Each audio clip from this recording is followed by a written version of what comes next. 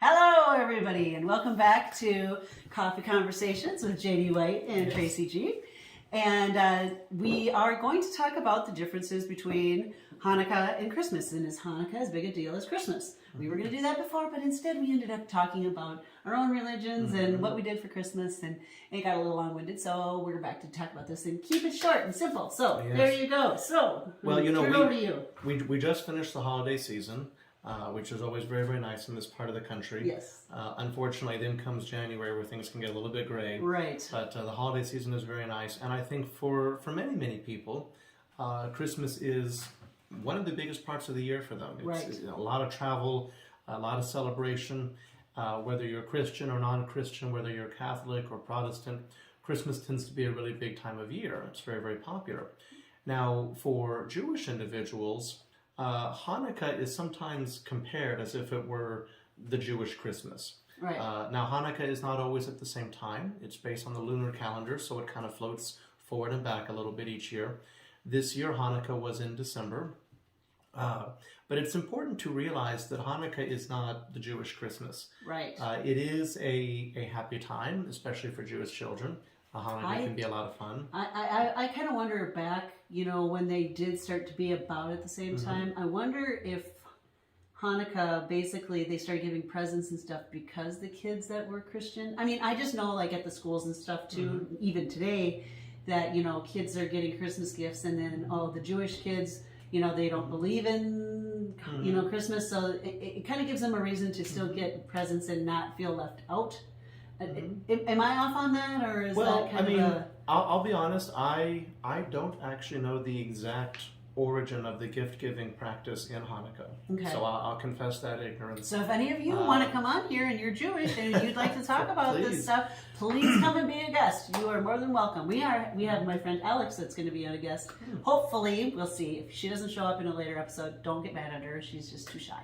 But I will say that although Hanukkah is a fun and celebratory time, it is not considered a high holy day or a major holiday in the Jewish religion.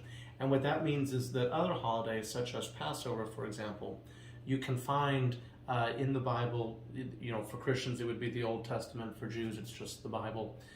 You can find commandments where the Lord God said, do this, keep this day and celebrate. Hanukkah is not one of those. Okay. So Hanukkah commemorates an historic event where the temple was being re-sanctified to God after having been defiled. The oil that was used to light the menorah lasted for an extended period of time. You can read the whole story later if you like. But Jews commemorate that historic event with the celebration of Hanukkah, the Festival of Lights. Now, in the New Testament of the Bible, there is a reference made to Jesus being at Solomon's stables during this festival. It doesn't use the word Hanukkah, but it makes a passing comment to that. Hanukkah was recognized, in antiquity, even as it is today, but it's not a high holy day. Gotcha. Now, by contrast, Christianity considers Christmas to be a very, very important day because it is recognized as the birth of Christ. Yep. Now, of course, most folks know that Jesus of Nazareth was not born on December 25th, but this was the date that was recognized by the early Catholic Church and was designated as the day for the Christ Mass. And so that is when that is celebrated. So both religions would consider their holiday, whether Christmas or Hanukkah, to be based on an historic event. Both of them have a lot of celebrations and fun practices, but no, strictly speaking, Hanukkah is not a major holiday like Passover, for example. Whereas in Christianity, I would dare say that Christmas and Easter are probably the biggest. Right. Now, depending on your denominational background, some folks also pay a lot of attention to Ash Wednesday or Good Friday. In the Catholic tradition, there are different saint feast days that are acknowledged by different people. That's, obviously less common in the Protestant church. But just to give a very basic comparison, there you go. Now, most of us are familiar with, when it comes to Christmas practices, there's the Christmas tree, caroling, eggnog, that sort of thing.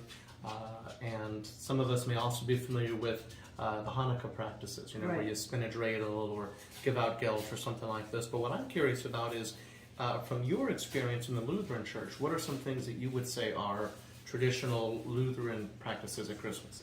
Well, the one that I would say is probably a little bit different than most is the oyster stew. We make oyster stew on Christmas Eve. Okay. Or on Christmas Day. Sometimes it's alongside everything else for the feast. You know, you can have an oyster stew on the side. I think that might be a Norwegian thing, or Scandinavian. Sure. But yeah, so I grew up with that.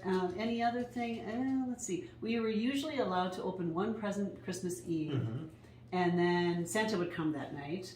And then Christmas morning is when you'd find your Santa gift, and then when the rest of the family would open their gifts. Then sometimes, you know, so I think every Lutheran family that I know of, they kind of have their own personal tradition as to when they open the gifts, but it's somewhere between Christmas Eve and Christmas Day. Sure. And how many and another thing I found just between families is, you know, a lot of families are like everybody just opens their gifts, you know, like it's just a free-for-all, and then our family, actually, we go around a circle, and each person opens it one at a time, so you can see what it is and give it. And I feel in the whole spirit of Christmas, going around and giving every gift an acknowledgement, and that person that gave you that gift, and so you know, and then being the person that gave that gift, you know that you can see them open the gift instead of, you know, you have a free-for-all, and now it's like, oh yeah, I got your thing, thanks. You know, but you didn't get to see them open it. You know, it's just too much chaos. Yeah, well, that's very nice. So, you know, so that's one thing. Another thing, have you ever done white elephant gifts? Do you know, for the first time this year, I did one where I work. Actually. Okay. I had to confess to the supervisor that I wasn't actually sure what, and so she explained it to me, and then we did that, and it was a lot of fun. And, you know, along with our topic today, the individuals that were present in my company where we did this, I think some are Christian believers, maybe some aren't. I know one fellow was Jewish, and some people asked him questions. He explained about how Hanukkah works, you know. And so that was an example of, although people had different backgrounds, we were able to do this fun little gift exchange. Everybody had a nice time, and it was more about unity and happiness, as opposed to necessarily arguing over who's right and who's wrong. So now there's two different ways of doing white elephant presents too. One is like, if you're going to be at a business, a lot of times it's like a $5 maximum or a $10 maximum.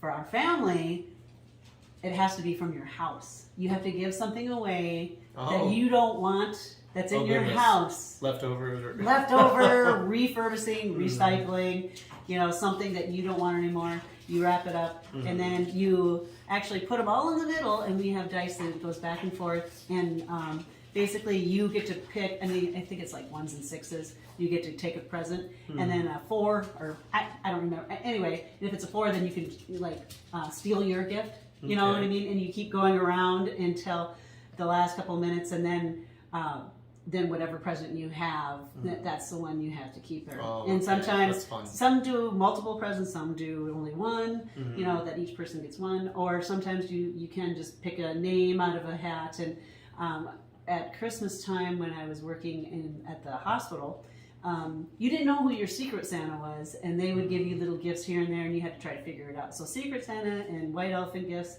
I guess those are two different but that's fun. traditions that we do. One last thing that I'll point out is that, you know, just like I said that Hanukkah isn't always on the same day, generally speaking, you know, Catholics and Protestants will recognize December 25th as Christmas.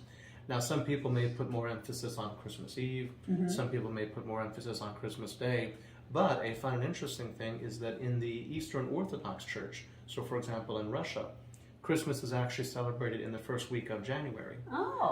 So, you know, my Russian friends, for example, I was wishing them Merry Christmas in the first week of January, whereas December 25th, of course, they're well aware that the Western world, but for so those are also Christian believers, but it's on a different day for them. So there's always some variations or some things that we think are standard. Many people might think, for example, that having a Christmas tree is a standard practice among, you know, most Christians, folks. But the simple fact of the matter is that there are some Christians who feel very strongly against a Christmas tree because of its pagan background.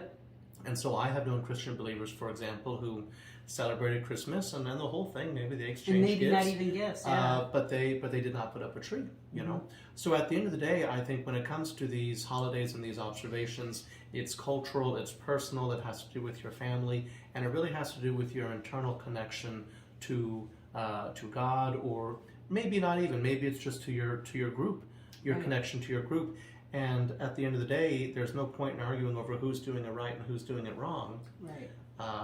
You know, as long as what you're doing is right in here, Right. then that's what matters. And Whether it's coming from December your heart, and 25th, you're being January careful 5th, and- yep. tree, no tree, Yep. doesn't matter. Be nice to each other and open the door for someone, or say Merry Christmas, or just give them a nice smile, or Really, just know. as long as you have eggnog, that's really all that matters, honestly. It's just the eggnog. There you That's the go. most important part. All right, well, that's it for today. We're going to come back and talk about baptisms and Easter and things like that. So stay tuned. Sacraments. We'll see. Yeah, sacraments. There you go. That's what it's called. Talk to you soon. Okay.